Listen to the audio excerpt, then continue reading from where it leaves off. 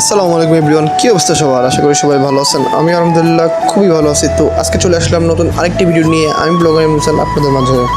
তো আজকের ভিডিওটা হলো ঝিনাইদহ জেলার শৈলকুপা উপজেলার সিদ্দি দাখিল মাদ্রাসার উদ্দেশ্যে। শৈলকুপা থেকে তামানতলা যাওয়ার মাঝে ছোট্ট একটি বাজার, আমতলা বাজার, এর পাশেই রয়েছে সিদ্দি দাখিল মাদ্রাসা। অপরূপ সুন্দর প্রকৃতির মাঝে এই মাদ্রাসাটি মূলত স্থাপিত হয় 2002 ইংরেজি সালে।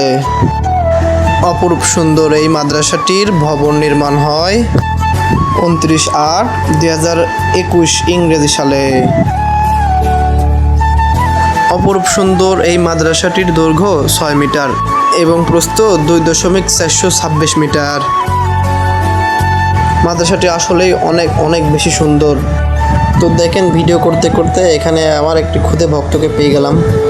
ছোট্ট এই সুন্দর মাদ্রাসাটি আর 5টা মাদ্রাসার থেকে পড়ালেখায় এগিয়ে আছে।